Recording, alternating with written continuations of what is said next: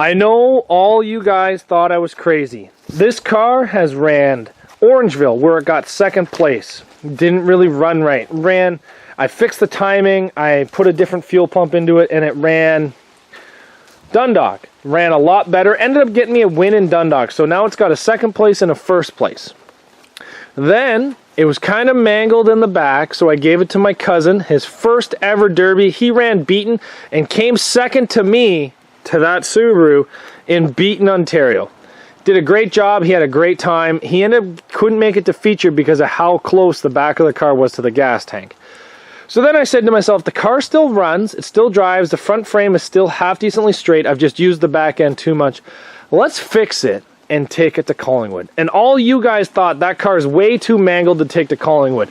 And you know what, on normally I would agree with you guys, and I said, screw it, let's go to Collingwood. So we fixed this car and we took it to Collingwood today, and we went into the mini feature and I dragged this crippled car around the entire Derby. The whole rear subframe has been 9-wired in, and it's all twisted and garbaged, and like, look at that. Look at this. None of the trailing arms are connected anymore. All this 9-wire was tight. Look at that subframe. Unbelievable. I went into the heat.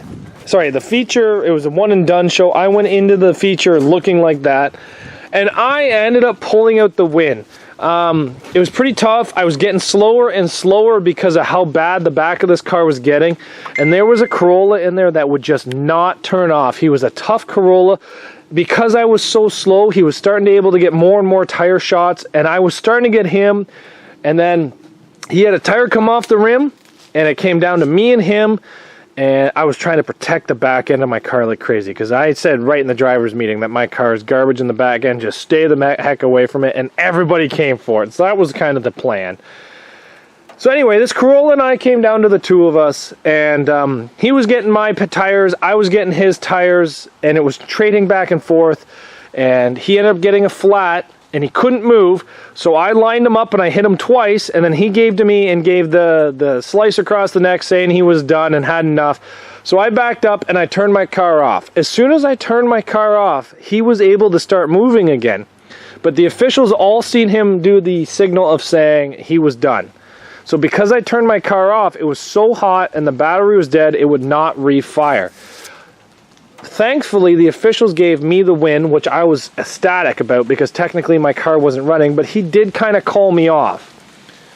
But let that be a warning to you guys. Never tell anybody that you're done until they count down the timer or they throw a flag.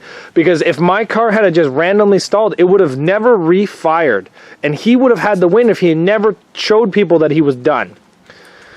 So the car was so mangled, and I pulled off a first place finish. My buddy was there. His kid ran a Honda Civic. I had an in-car for it, so his Honda Civic will be in an upcoming video of his very first Derby. And so then what I did is I pulled his battery out, threw it in this car, and went into full size with the back end being this bad. And the full size there was not as good as it could have been, and we tried. And I ended up breaking the timing belt. I haven't opened the hood, but honestly, you can tell by how quick this car turns over. And let's see if I can do this here. It's kind of cooled down now, so I'm not going to burn myself. Let's see if I can get in there and pull out this dead snake. That's what I call these broken timing belts, is dead snakes. Oh, come on, come on. You can do it. Oh, you guys, I don't know if you can see that in there, but the timing belt is all loose. I instantly knew the car was running, and I had my foot to the floor and it was screaming, and then the timing belt just let go. Unfortunately, it happens, boys and girls. I took third in full size. The car was pretty mangled. I was having a hard time keeping moving, so there's not much more I could do than what I was doing. So happy with the third place in full size.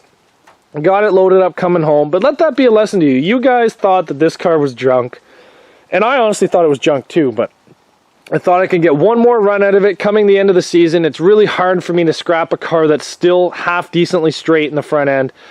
And I was able to pull out a first place finish with it and a third place in full size. So we will be tearing this car apart here within the next month or so, just because I have other cars that have to go to scrap first, like that Subaru, this G6, I'm not really sure. That Mazda Protege runs and dries, but it's scrap. Trust me, it's so rotted.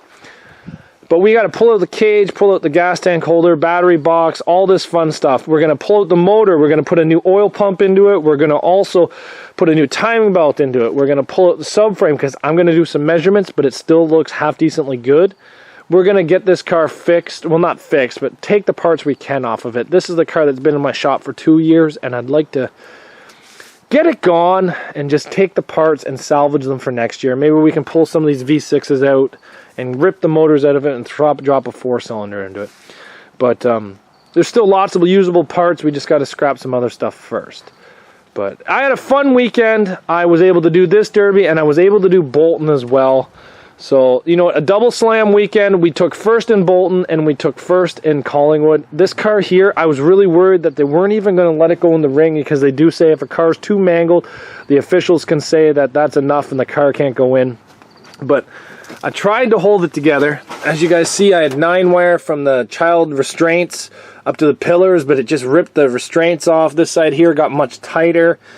I tried as best as I could to hold this car together in the back of it, but Camry's, the back is defense, not offense. I shouldn't have used the back as much as I did. Like, look at the roof on this thing, guys. The roof is kinked unbelievably. The bumper is higher than the roof.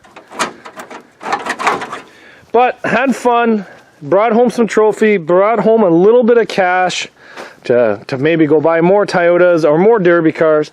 But thanks very much, guys, for watching. This is the aftermath of Collingwood. This car has been very good. It is the 4th derby that this car has been in, and you know what, guys, it deserves a little bit of a salute.